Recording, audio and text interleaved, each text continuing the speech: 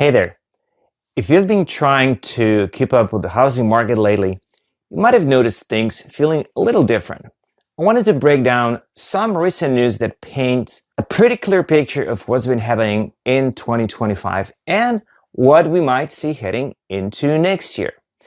Basically, the frantic pace of price increases we saw for a while has really calmed down. To give you an idea of the shift, back in January of 2025, home prices were growing at a steady clip, but by October, that growth had cooled off significantly to just over 1%. That is actually the slowest growth rate we've seen in a decade. It's definitely a change of pace, and for buyers who've been feeling the pressure of skyrocketing prices, this slowdown finally offers a little bit of breathing room. In fact, about a third of the biggest metro areas in the country actually saw prices dip slightly compared to the year before. Even though prices have leveled out, there is an interesting flip side for current homeowners. Total housing wealth hit a record high this year, meaning there is a massive amount of equity sitting in people's homes, nearly $50 trillion nationwide. Because of that, we saw a lot more homeowners tapping into that value through equity loans, more than we have seen since back in 2008. So while price growth is slowing, the value that is already there remains huge. The rental market is also shifting gears. If you're renting or thinking about investment properties, it's worth noting that rent growth for single-family homes slowed down to its weakest pace in 15 years. Despite that, investors were still very active this year, spending billions on homes. So there is still plenty of movement happening behind the scenes. Looking ahead to 2026, the experts are expecting things to improve modestly. We're likely looking at home prices rising about 3% nationally. It's not a boom, but it's steady. Affordability and things like insurance costs are still challenges we will have to navigate, but overall, it looks like we are moving toward a more balanced landscape. If you have any questions about what this means for your specific neighborhood or plans, just let me know and we can chat. So, let's chat about what's going on with the housing market as we head toward 2026. After a couple of rocky years, things are finally starting to look a little clearer for anyone thinking about buying a home.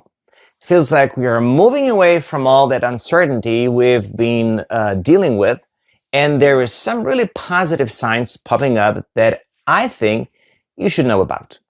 One of the biggest things we are seeing is that mortgage rates are starting to settle down. For a while, they were bouncing all over the place, which made it so hard to plan anything. Even though rates aren't dropping to rock bottom, just having them stabilize is a huge win.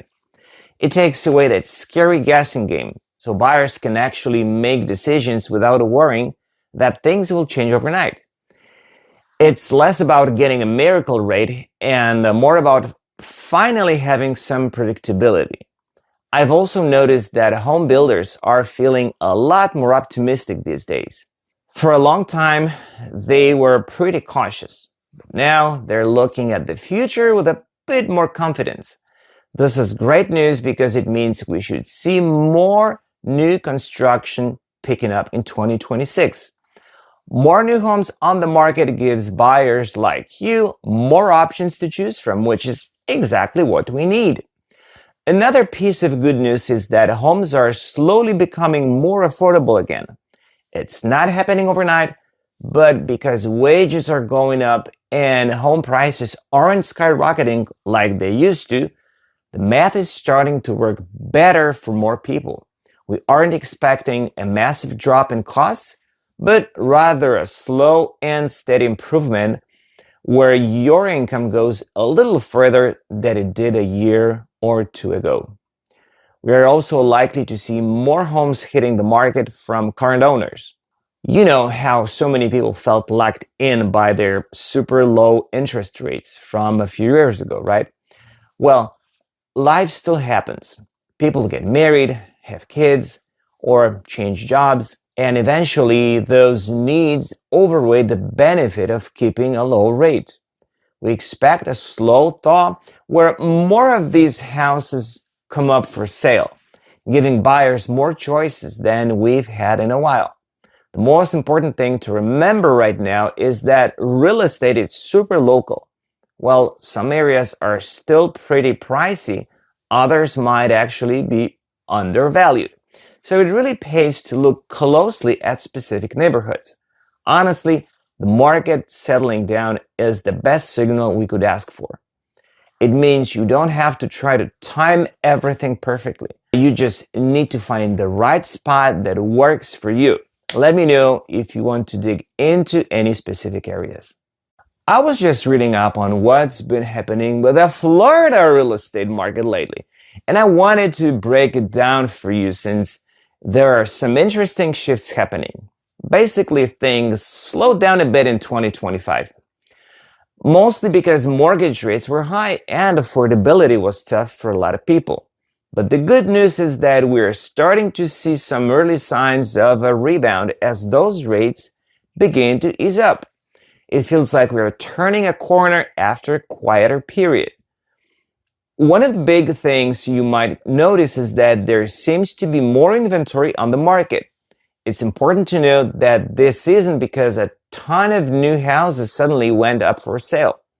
Instead, homes are just taking a little longer to sell than they used to, so they sit on the market for a bit. It's not a flood of new listings, but rather a slower pace of sales that is letting inventory build up. It's actually a more balanced environment compared to the craziness we saw a few years ago. The really interesting part of the latest data is about who's buying. International buyers are coming back in a big way. The number of homes bought by people from other countries jumped up significantly compared to last year. While we aren't quite back to the levels we saw before the pandemic, confidence is definitely returning. Canadians are still the top group buying property here, which isn't a huge surprise, but there was also a massive increase in buyers from Colombia. If you're wondering where everyone's going, it's mostly South Florida. The Miami and Fort Lauderdale areas are still the hot spots, capturing nearly half of all those international purchases. People from Latin America and the Caribbean are the main buyers there. On the other hand, Canadians and Europeans tend to look a bit more toward the Tampa Bay area and Southwest Florida. Prices for these international buyers actually dropped a little bit recently, but they're still paying a premium compared to the average local sale. Overall, it looks like the market is stabilizing and getting ready for a more active year ahead. Did you see the latest news on mortgage rates? It's actually looking pretty good right now if you're keeping an eye on the housing market. The average rate for a 30-year mortgage just dipped a tiny bit this week, moving from 6.22% down to 6.21%. It's not a huge drop, but it keeps rates hovering right near their lowest point of the entire year. For comparison, things were noticeably more expensive a year ago when the same rate was sitting at 6.72%. If you're looking at a 15-year fixed rate mortgage, which is what a lot of people use when they want to refinance, that rate came down too. It fell to 5.47% this week, which is a nice improvement from last week and definitely better than the nearly 6% we saw this time last year. You might be wondering what's actually driving these numbers. It's mostly a mix of what the Federal Reserve is doing with interest rates and how investors are feeling about the economy and inflation. Mortgage lenders usually set their prices based on the 10-year Treasury yield, which is basically a benchmark for government bonds. Right now, that yield's holding steady, which is helping keep mortgage rates from jumping up. It's been a bit of a journey to get here. Rates started cooling off back in July because everyone expected the Federal Reserve to cut rates, which they finally started doing in September. There was even some good news about inflation recently, which might encourage the Fed to keep cutting rates into next year. However, it's worth remembering that the Fed cutting rates doesn't automatically mean mortgage rates will drop. We actually saw the opposite happen in the fall of 2024. The Fed cut rates for the first time in years, but mortgage rates surprisingly went up and even topped 7% for a while. So while the current trend is steady and near the lows, the market can be a little unpredictable. Now I wanted to chat with you about some potentially great news for the housing market that's been circulating lately. If you've been feeling stuck or waiting on the sidelines because of high mortgage rates, things are finally starting to look up. There is a lot of talk among experts that rates could dip down to around 6% in the coming year. I know that might not sound like a huge drop from where we were, but in the world of real estate, that 1 percentage point makes a massive difference for affordability. To put it in perspective, think about the monthly payment on a standard home. If you were looking at a $500,000 house, right now with a 7% interest rate, your payment would be quite a bit higher than if that rate dropped to just 6.25%.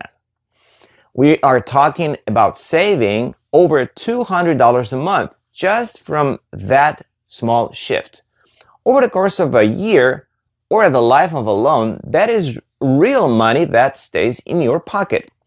It definitely changes the math on what you can afford and makes taking that leap into homeownership feel a lot less scary. We're already seeing this play out in places like Florida. Whenever rates have dipped recently, we've noticed a sudden jump in sales. It proves that there are so many people just waiting for that little bit of relief to jump back in. And it's not just buyers who benefit. A lot of current homeowners have been hesitant to sell because they didn't want to trade their low existing rate for a much higher one. As rates come down, those sellers start feeling more comfortable moving, which means more houses hit the market for you to choose from. The experts at the National Association of Realtors are fairly optimistic that we could see these 6% rates solidified by 2026. They're looking at things like inflation cooling down and recent moves by the Federal Reserve as good signs. Of course, no one has a crystal ball, but the trend is pointing in the right direction. It feels like we are finally transitioning out of that super tough affordability crunch we've been in for the last couple of years. So if you've been holding off, it might be the time to start paying attention again. Even a small improvement in rates can unlock a lot of opportunities, and we're seeing early signs that the market is waking up. If you want to run some numbers for your specific situation or just talk through what this shift could mean for you, let me know. It's always better to be ready before everyone else rushes back in. You might think waiting until spring to buy a home is the best move, but if you're looking for a deal on a brand new house, right now is actually one of the smartest times to jump in. The end of the year creates a unique sweet spot for buyers. While most people are busy with holidays and putting their home search on pause, builders are often scrambling to hit their sales goals before their fiscal year closes. This means you have way less competition from other buyers, and you're dealing with sellers who are seriously motivated to get deals done. Builders are sitting on inventory that really don't want to carry into the new year, especially homes that are already finished and ready for you to move in. In the industry, we call these quick move-in homes. Every day those houses sit empty, they cost the builder money in maintenance and taxes. Because of this, they are much more willing to negotiate. It's not just about lowering the list price either. You will often see them offering to cover your closing costs, throw in free design upgrades, or even pay to buy down your mortgage rate, which can save you a lot of money on your monthly payment. If you wait until the spring market kicks off around April, the dynamic changes completely.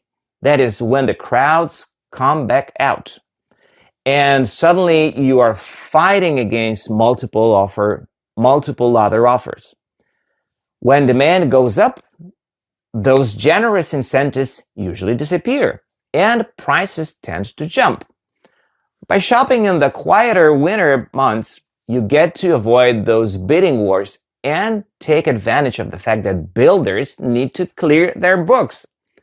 If you have the flexibility to move during the winter, you can lock in savings that just won't be there a few months from now. Have you noticed how some homes lately seem to just vanish from the market without actually getting sold? You aren't imagining things. We are seeing a lot of sellers putting up for sale signs only to take them down a few months later because they aren't getting the offers they expected. It's becoming a bit of a trend in 2025, mainly because there is a big gap right now between what sellers think their homes are worth and what the buyers can actually afford. Since many homeowners have built up a lot of equity over the last few years, they don't feel desperate to sell. Instead of lowering their price, they just decide to pull the listing and wait for the market to improve, or maybe rent the place out for a while. If you're thinking about selling, you definitely want to avoid getting stuck in that cycle. The homes most likely to get delisted are the ones that sit for too long, usually over 3 months, without any action. This is happening a lot in places like South Florida, where stale listings are piling up. Often it comes down to pride. It's easy to get emotionally attached to your home and price it too high, but that usually backfires. If you start with a price that is too high, buyers won't even bother looking, and you won't have anyone to negotiate with. The best move is to price it realistically from day one so you can get people through the door immediately. Another thing to keep in mind is that buyers today are pretty picky.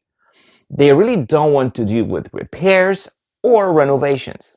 If you want to keep a deal on the tracks, you have to make sure the house looks ready to go.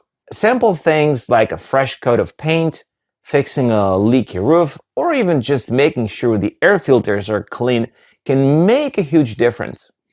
Some sellers are even getting their own home inspections done before they list. It sounds like extra work, but it builds trust with buyers because they know exactly what they're getting into, which makes them less likely to back out later. Finally, you have to be willing to roll with the punches a little bit. If you list your home and things are quiet, don't be afraid to make a small price adjustment quickly to spark some interest. And when you do get an offer, be open to negotiating, whether it's helping with closing costs or offering a credit for repairs. A little flexibility can save the deal. It's really about dropping the ego and focusing on the end goal, which is actually getting the home sold rather than letting it sit there until you eventually have to take it off the market. You know, I've been noticing a really interesting trend in the luxury market lately that I think it's worth chatting about. More and more high-end buyers are looking for homes that are completely furnished and ready to go from day one. We call these turnkey homes, and they are becoming incredibly popular, especially for people looking for vacation spots or second homes.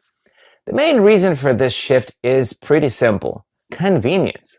Buyers in this price range often want to avoid the headache of hiring interior designers, waiting months for custom furniture to arrive, or dealing with moving logistics. They love the idea of just bringing their suitcase and settling in immediately. It makes the whole transition so much faster and less stressful, which is a huge selling point for busy professionals or families who just want to enjoy the property right away. For sellers, this is actually great news too. Leaving the furniture and artwork behind can help a home sell faster because it helps buyers visualize living there. It takes the guesswork out of the equation. Sometimes the furniture is included in the home price, and other times it's negotiated separately, which gives everyone a bit of flexibility. But the key here is that the style needs to make sense. If the furniture complements the architecture and the vibe of the area, it widens the pool of interested buyers. If it feels mismatched or thrown together, it might not have the same effect. Of course, there are a few technical things to keep in mind when buying or selling a furnished place. Since furniture is considered personal property and not part of the actual real estate, it handles a little differently when it comes to taxes and contracts. It's super important to have everything clearly written down so there are no misunderstandings at the closing table. But honestly, even with that extra bit of paperwork, the ease of a fully furnished move is winning over a lot of people right now. At the end of the day, South Florida real estate isn't just about square footage and price points. It's about the lifestyle and the community you're joining. Whether you're looking for that perfect waterfront view or trying to maximize your return on a sale, you need a partner who knows these streets as well as the spreadsheets. I'm Albert Stepniak, a realtor with Coldwell Banker here in beautiful South Florida. My mission is to turn the stress of the market into a seamless, successful experience for you. If you're ready to start your next chapter here in the sunshine, let's make it happen together. Thanks for spending some of your time with me today, and I'll see you in the next video.